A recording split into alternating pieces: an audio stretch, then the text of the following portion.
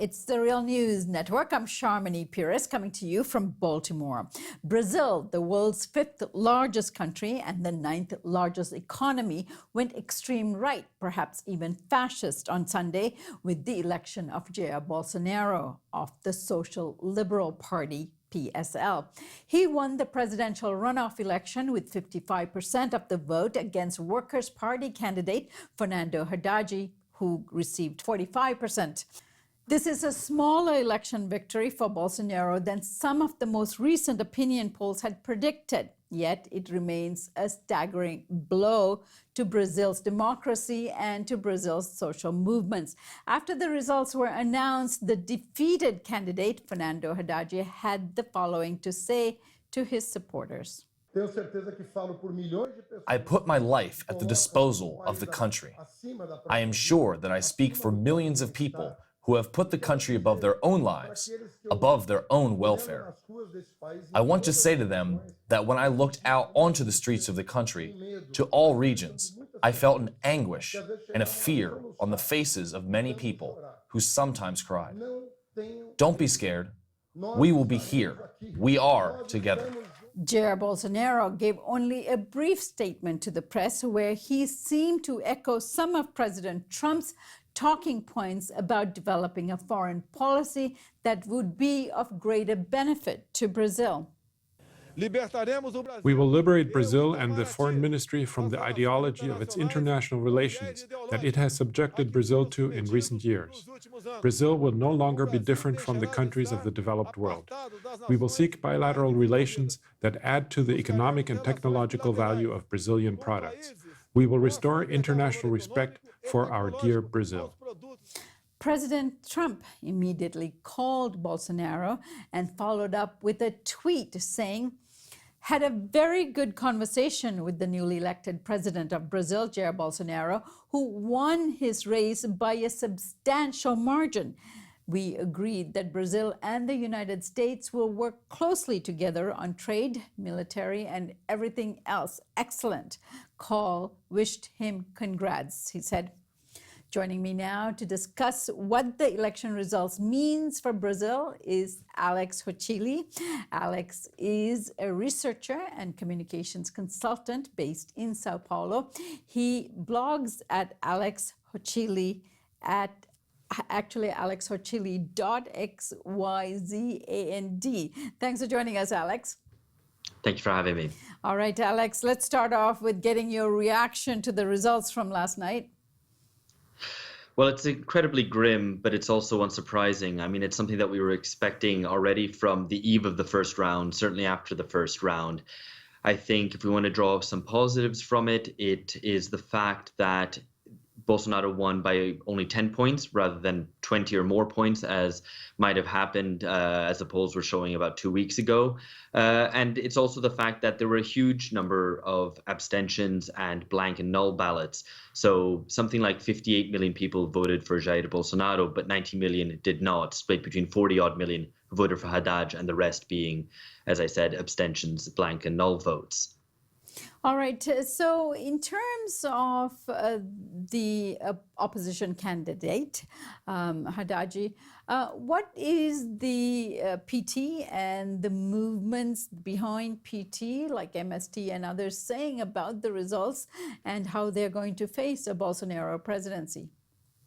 Well, I mean, it's notable that Haddad didn't really congratulate Bolsonaro immediately, and there was talk immediately of resistance, of we are here for you, don't feel too disheartened, don't be afraid, because I think, it's obvious that people are afraid, both in terms of minorities or majority black population, people living on the peripheries of the big cities, as well as the left as a whole, leftist organizations, social movements, and so on, have a lot of reason to be afraid, because Bolsonaro has been remarkably consistent in what he has said about what his intentions are in terms of, well, effectively, curtailing the activities or even smashing these organizations. I think it's notable that in his address upon his victory last night, he talked about we're done with flirting with socialism, communism, populism, and all sorts of extremism in Brazil.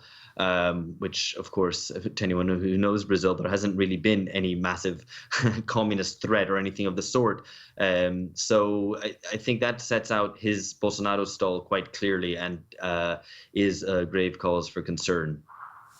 Now, Alex, many people are comparing Bolsonaro's victory to that of Duterte in the Philippines or to President Trump. Now, the extreme statements that Bolsonaro has been articulating, things like, I'll give carte blanche for the police to kill. This group, in reference to leftist groups and social movement organizations, he says if they want to stay here, they will have to put themselves under the law, all of us, under the law of all of us, he says, or leave or go to jail. These red marginals, he said, will be banished from our homeland. He's been making these terrible, extreme comments. Do you think he'll stay true to that once he's inaugurated?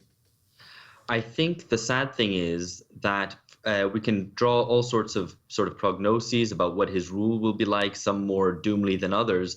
But I think one thing that will certainly happen is an increase of violence towards minorities, whether carried out by state forces, as in the police or the army, or by parastate forces like militias, or even just by the sorts of bullies that compose the core of Bolsonaro's support.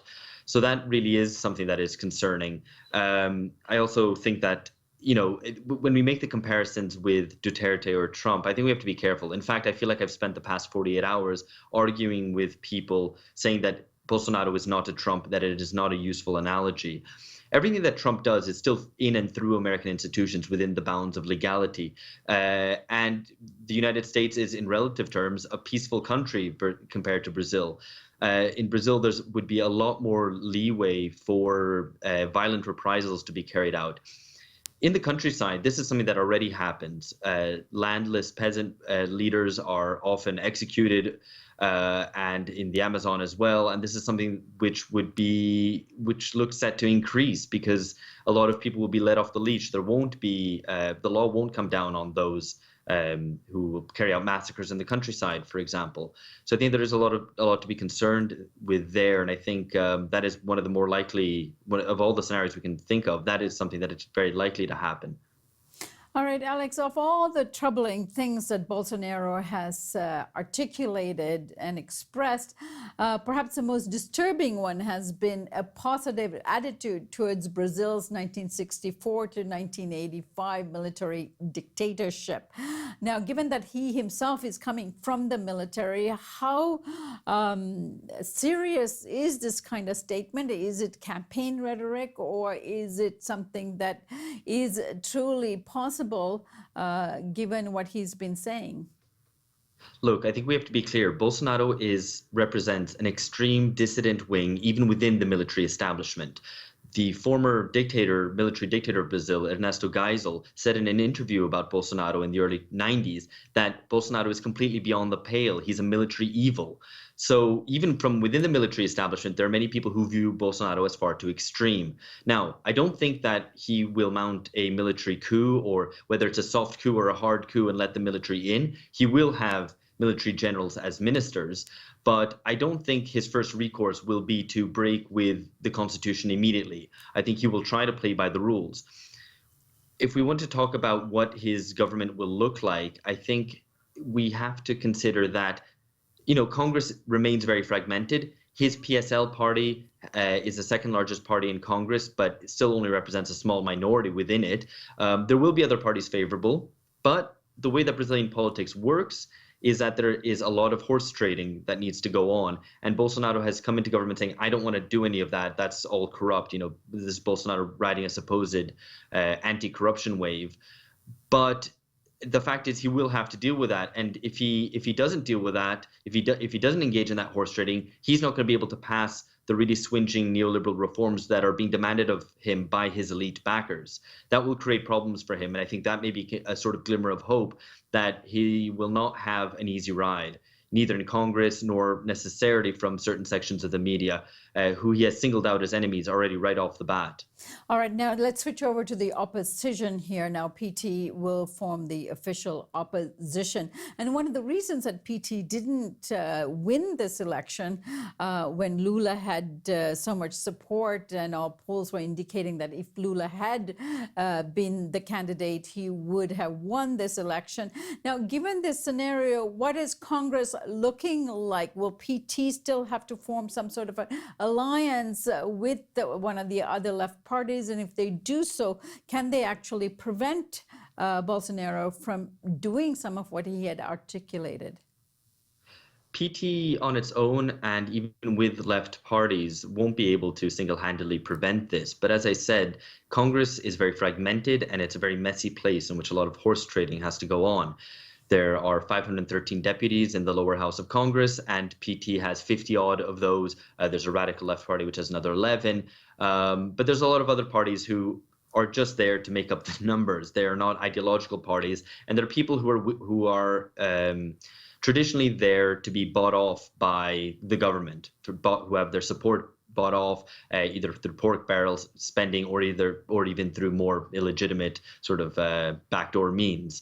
So that is something that they'll have to deal with. I think that will create problems for Bolsonaro.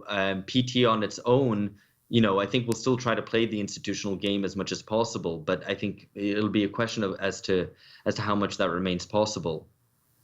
All right, Alex, I thank you so much for joining us. We will keep this conversation going. I think it's important to do so. And I hope you can join us again very soon. Thank you so much for joining us today. Thanks for having me. And thank you for joining us on the Real News Network.